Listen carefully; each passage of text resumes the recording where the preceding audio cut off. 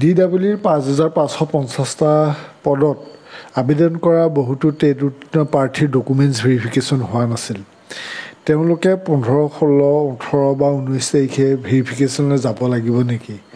এই প্ৰশ্নটো মোক বহুতে সুধিছে আৰু সেইকাৰণে এই ভিডিঅ'টো প্ৰস্তুত কৰিলোঁ যাতে কথাখিনি স্পষ্ট হয়। এতিয়া কথা হ'ল যে 15 তাৰিখ, 16 তাৰিখ, 18 তাৰিখ আৰু 19 তাৰিখে সকলো যাব নালাগে। 15 তাৰিখ, 16 তাৰিখ আৰু 18 তাৰিখে মই আগৰ ভিডিঅ'টো কৈছিলোঁ যে যিসকলৰ অভিযোগ আছে, গ্ৰিভেঞ্চ আছে, সেইসকলহে যাব লাগিব। আৰু কি জিলা কোন তাৰিখে পৰিছে আপোনালোকে স্ক্ৰীণত দেখিছে। 15 তাৰিখে কোন ডিষ্ট্ৰিক্ট, 16 তাৰিখে কোন ডিষ্ট্ৰিক্ট আৰু 18 তাৰিখে কোন ডিষ্ট্ৰিক্ট। এই ডিষ্ট্ৰিক্ট হ'ল যে আপোনাৰ ঘৰ কোন ডিষ্ট্ৰিক্টত সেইটো সোধা নাই, name of first district applied সেইটো কৈছে যে আপুনি আবেদন কৰোঁতে ফাৰ্ষ্ট প্ৰিফাৰেঞ্চত কোনখন ডিষ্ট্ৰিক্ট দিছিলে সেইমতে যাবলৈ কৈছে। আপোনাৰ ঘৰ যিকোনো জেগাত হ'ব পাৰে, সেইটো লৈ নহয়, ইয়াতে আবেদন কৰা জিলাৰ ওপৰতহে কথাটো নিৰ্ভৰ কৰিছে। এতিয়া কথা হ'ল যে একাংশই প্ৰভিজনেল মেৰিট লিষ্টত তেওঁলোকৰ নামো অহা নাই আৰু তেওঁলোকে ভেৰিফিকেশ্যনো কৰা নাই।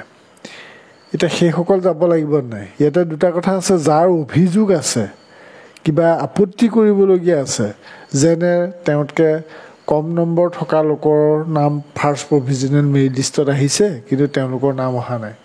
ধৰি ল'লোঁ কোনোবা এখন ডিষ্ট্ৰিক্টত কাট অফ 60লৈ নামিছে কিন্তু তেওঁ 61 বা 2 আছিলে কিন্তু তেওঁৰ নামটো অহা নাই। তেনেধৰণৰ যদি অভিযোগ থাকে তেতিয়া দিবলৈ যাব লাগিব। আৰু কোন যাব নালাগে? যেতিয়া যিসকলৰ কাট অফ নম্বৰে তাত অতাই নাই, মানে 60লৈকে যদি নামিছে, 60 ডাউনত তেওঁ যদি নম্বৰ আছে, তেওঁতো তাত অভিযোগ দিবলগীয়া নহয়। তেওঁ আগতে ডকুমেণ্টছ ভেৰিফিকেশ্যন না কৰা বুলি এতিয়া যাব লাগিব কথা নাই। এইটো 15, 17, 16 আৰু 18 তাৰিখে এইখিনি মানে ডকুমেণ্টছ ভেৰিফিকেশ্যন নকৰাসকলক মতা হোৱা নহয়। এইটো এতিয়া কাৰোবাৰ যদি কিবা ওজৰ আপত্তি আছে সেইখিনি জনাবৰ কাৰণেহে 15 তাৰিখ, 16 তাৰিখ, 18 তাৰিখে যাব লাগিব। আৰু 19 তাৰিখে কোন যাব লাগিব?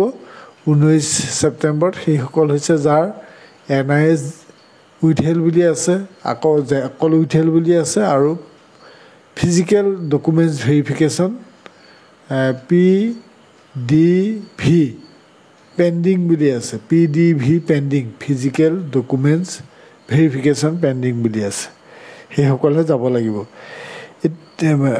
সেইটো 19 তাৰিখে। আৰু 15 তাৰিখে কোন যাব লাগিব ক'লোঁ, 16 তাৰিখে কোন যাব লাগিব ক'লোঁ, 18 তাৰিখে কোন যাব লাগিব ক'লোঁ। আৰু কোন যাব নালাগে? যিসকলৰ প্ৰভিজনেল মেৰিট লিষ্টত নাম আছে, কোনো ৰিমাৰ্কছত একো লিখা নাই, তেওঁলোক যোৱাৰ প্ৰয়োজন নাই। 1 নম্বৰ সেইটো।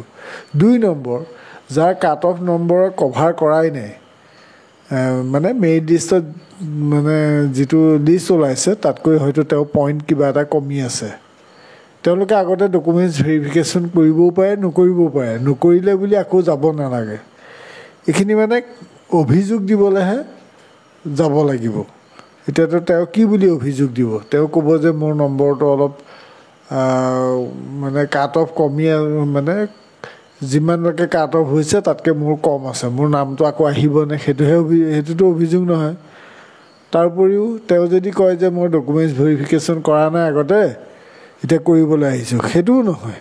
ইয়াতে যাৰ গ্ৰিভেঞ্চ আছে, এইটো 9 নম্বৰ পইণ্টত লিখি থৈছে, for any genuine grievance the candidate may visit the office of the undersigned as follows with all supporting documents.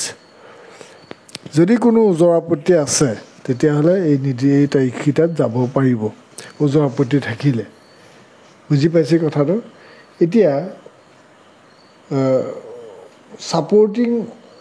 All supporting documents বুলি কওঁতে যদি NIS DLEDৰ হয়, NIS DLEDৰ সকলো ডকুমেণ্টছ লৈ যাব লাগিব।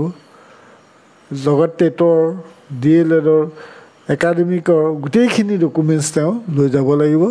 আৰু পৰাপক্ষত জেৰক্সৰ ছেট এটা লৈ যাব। এইখিনি কথা মই আগৰ ভিডিঅ'টোতো কৈছিলোঁ। এতিয়া বহুতে হয়তো সুধিব যে কি নিব লাগিব NISৰ ক্ষেত্ৰত। এতিয়া NISৰ ক্ষেত্ৰত বহুতে জানেই যে এপইণ্টমেণ্ট লেটাৰ লাগিব প্ৰাইভেট স্কুল বা ভেঞ্চাৰ স্কুলখনৰ।